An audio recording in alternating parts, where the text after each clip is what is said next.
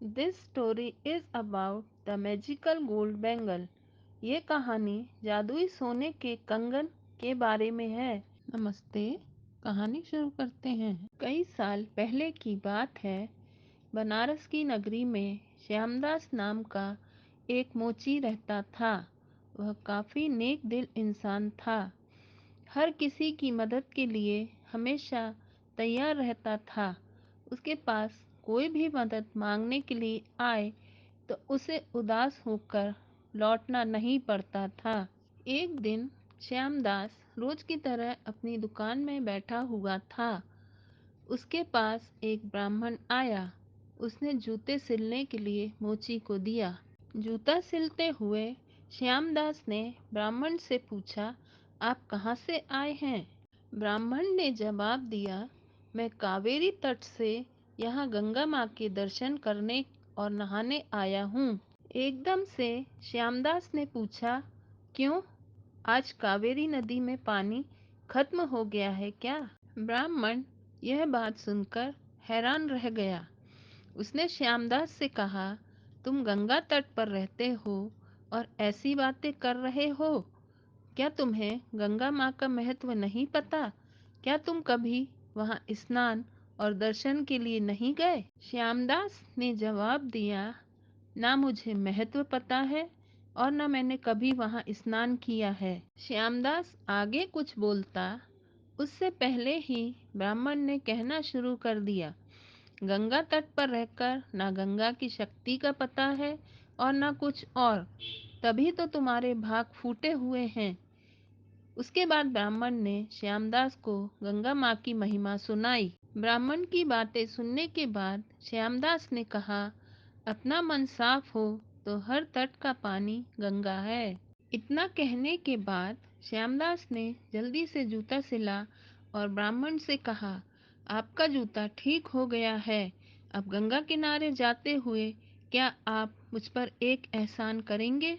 ब्राह्मण ने कहा, जरूर, बताओ क्या करना है। श्यामदास ने अपनी जेब से एक साबुत सुपारी का टुकड़ा निकाला और कहा, जब आप गंगा में स्नान करेंगे तो उन्हें ये साबुत सुपारी अर्पण कर देना।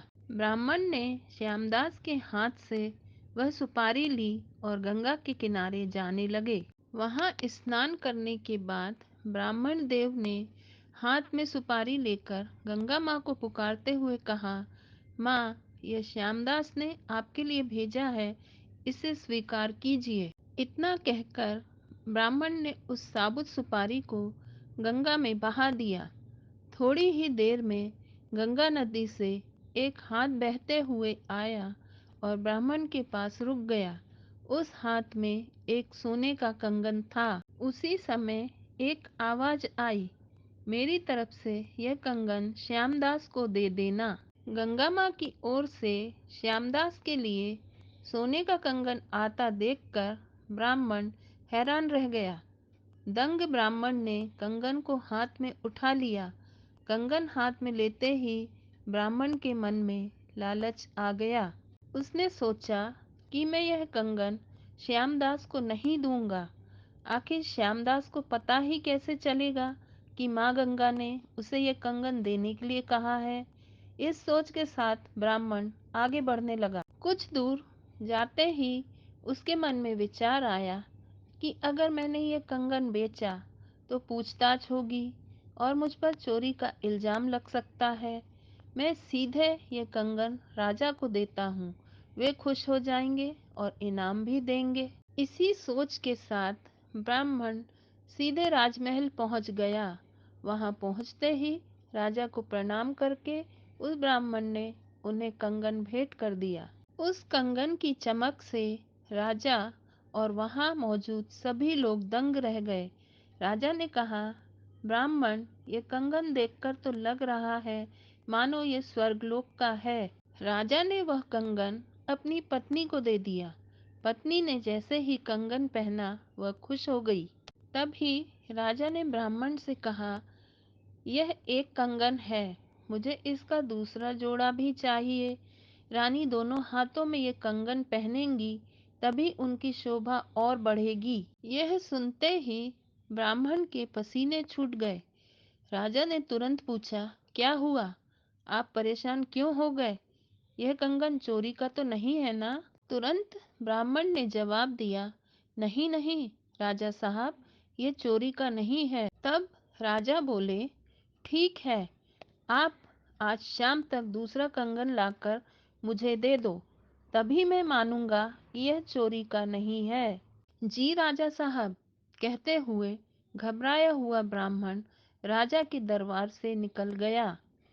राजा ने अपने कुछ सिपाही ब्राह्मण के पीछे लगा दिए ताकि उन्हें कंगन का सच पता चल सके।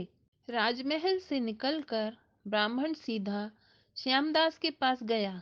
उसने गंगा माँ द्वारा दिए कंगन, उसके मन के लालच और राजा की फरमाइश सबके बारे में श्यामदास को बता दिया।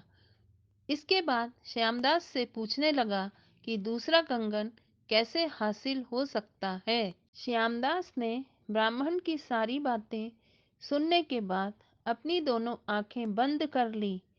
उसके बाद श्यामदास ने हाथ जोड़कर गंगा माँ से ब्राह्मण को बचाने की विनती की। 1 मिनट के बाद श्यामदास ने अपने सामने रखी एक बाल्टी में हाथ डाला और उससे वैसा ही कंगन निकाल लिया। ब्राह्मण यह देखकर हैरान हो गया। उसका पीछा कर रहे राजा के सिपाही भी यह चमत्कार देखकर दंग हो गए। यह सब देखकर वह सीधे राजा के पास पहुंच गए और उन्हें सारी बातें बता दी। इधर ब्राह्मण भी श्यामदास को धन्यवाद कहकर कंगन लेकर राजमहल की ओर चला गया। वहां पहुंचते ही ब्राह्मण ने राजा को कंगन दे दिया। राजा ने उससे कुछ नहीं पूछा और चुपचाप कंगन ले लिया। कंगन लेने के बाद राजा खुद अपने सिपाहियों के साथ श्यामदास की दुकान पर गए और श्यामदास को गंगा माँ की भक्ति के लिए इनाम दिया। इस कहानी से हमें यह शिक्षा मिलती है कि इंसान सिर्फ दिखावा करके कुछ हासिल नहीं कर सकता। भक्ति, मान सम्मान सब दिल से होना चाहिए। कहानी समाप्त।